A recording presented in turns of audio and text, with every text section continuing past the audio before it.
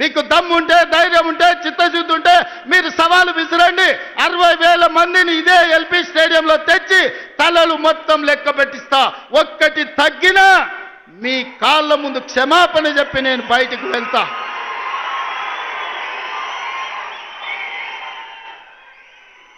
ఇది మా లెక్క, ఇది మా నిజాయితీ. ప్రైవేట్ కార్పొరేట్ కంపెనీల్లో 1,00,000 ఉద్యోగాలు ఇచ్చినాం. నేను మా మిత్రుడు శ్రీధర్ బాబు విదేశీ పర్యటనలో 3 లక్షల కోట్ల పెట్టుబడులు తీసుకొచ్చినాం. ఇవాళ అంతర్జాతీయ స్థాయిలో తెలంగాణకు ఒక గుర్తింపు గౌరవాన్ని తీసుకొచ్చినాం. అందుకే మిత్రులారా, ఆనాడు హాస్టళ్లలో, సంక్షేమ హాస్టళ్లలో ఎన్నడా పిల్లల్ని పట్టించుకోలే.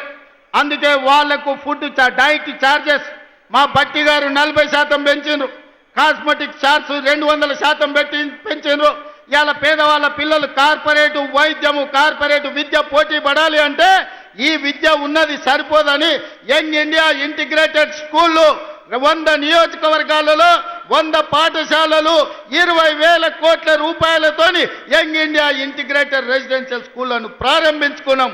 రాబోయే రోజుల్లో ప్రపంచంతోనే పోటీ పడే విధంగా మన విద్యా ప్రమాణాలను పెంచడానికి ఇలా మనం ప్రణాళికలు వేసుకున్నాం.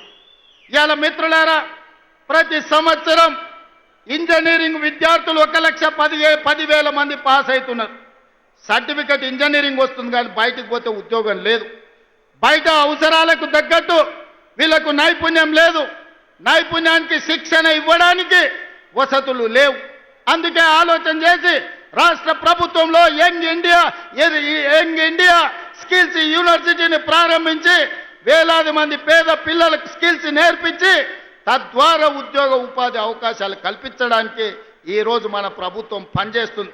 ఇదే కాదు, మొన్న జరిగిన ఒలింపిక్స్లో 140 కోట్ల మంది ఉన్న ఈ దేశానికి ఒక్క బంగారు మెడల్ రాలే. కానీ సౌత్ కొరియా ఒక చిన్న దేశం, హైదరాబాద్ కంటే కొంచెం పెద్ద దేశం, 32 మెడల్స్ తెచ్చుకున్నది. అందులో ఒక అమ్మాయి సౌత్ కొరియా స్పోర్ట్స్ యూనివర్సిటీకి నేను పోతే ఒక అమ్మాయిని కలిసిన. ఆ అమ్మాయి నాకు ఆశ్చర్యం వేసింది. ఒక అమ్మాయి 3 బంగారు పతకాలు తీసుకొచ్చింది. నేను అడుగుతున్న మిత్రులారా, తెలంగాణ యువకులారా, ఉద్యమం చేసి తెచ్చుకున్న తెలంగాణగా 140 కోట్ల జనాభా ఉన్న భారతదేశం ఒక్క మెడల్ తీసుకురాలే. సౌత్ కొరియాలో ఒక అమ్మాయి 3 బంగారు మెడల్స్ తెస్తే 140 కోట్ల భారతీయులు ఆ అమ్మాయి ముందల తల వంచుకునే పరిస్థితి ఈరోజు లేదా? అందుకే ఈ దేశాన్ని ప్రపంచ చిత్రపటంలో పెట్టాలంటే ఒలింపిక్స్లో బంగారు మెడల్స్ సాధించాలి. దానికి తెలంగాణ వేదిక కావాలని యంగ్ ఇండియా స్పోర్ట్స్ యూనివర్సిటీని ఇవాళ తెలంగాణలో ప్రారంభించుకున్నాం. 2034 ఒలింపిక్స్లో తెలంగాణ నుంచి బంగారు మెడల్స్ తెచ్చే బాధ్యత తెలంగాణ యువత తీసుకుంటుందని చెప్పి నరేంద్ర మోడీ గారికి నేను సూటిగా చెప్తున్నా. మిత్రులారా, ఇలా చెప్పుకుంటూ వెళ్తే ఎన్నో విజయాలు ఉన్నాయి. పనిలో పడి ప్రచారం చేసుకోవడంలో మేము మర్చిపోయినాం.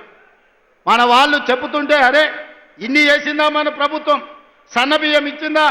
రైతు రుణమాఫీ చేసిందా? రైతు భరోసాకు నిధులు ఇచ్చిందా? 60,000 ఉద్యోగాలు ఇచ్చిందా? అమ్మ ఆదర్శ పాఠాలు నిర్వహించిందా? స్కిల్స్ యూనివర్సిటీ పెట్టిండ్రా? స్పోర్ట్స్ యూనివర్సిటీ పెట్టిండ్రా? ఇట్లా ప్రతి కార్యక్రమాన్ని చర్చినప్పుడు ఆశ్చర్యంతో నోరు తెరిచి చూస్తున్నారు. మరి ఎందుకు ఈరోజు అవి మనం ప్రచారం చేసుకోలేకపోతున్నాం?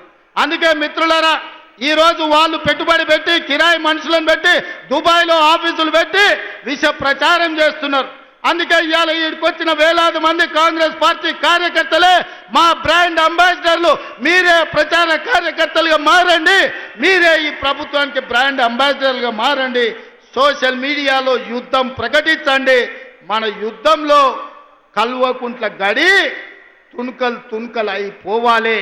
అందుకే మిత్రులారా, ఇవాళ మనం కలుసుకున్నాం. మా ఎన్నికలు అయిపోయినాయి. ఎమ్మెల్యే అయిపోయింది, ఎమ్మెల్సీ అయిపోయింది, ఎంపీ అయిపోయింది, ప్రభుత్వం అయిపోయింది. నాయకుల ఎన్నికలు అయిపోయిన వేదిక మీద ఉన్నోళ్ళకు ఇక ప్రాణ సమానులైన మా కార్యకర్తల ఎన్నికలు ఉన్నాయి. మిమ్మల్ని గెలిపించే బాధ్యత నాది. సర్పంచులుగా, వార్డు మెంబర్లుగా, ఎంపీటీసీలుగా, ఎంపీపీలుగా, జడ్పీటీసీలుగా, జిల్లా పరిషత్ చైర్మన్లుగా, కౌన్సిలర్లుగా, కార్పొరేటర్లుగా, మేయర్లుగా మిమ్మల్ని గెలిపించే పూచి నేను తీసుకుంటా. మీ సోదరుడు మీకు అండగా నిలబడతాడు. గ్రామాన తండాలలో, గూడాలలో, మారుమూల పల్లెల్లో కంకణం కట్టుకొని బయలుదేరండి. రాబోయే స్థానిక సంస్థల్లో 100% కాంగ్రెస్ పార్టీ కార్యకర్తలకు న్యాయం జరుగుతుంది.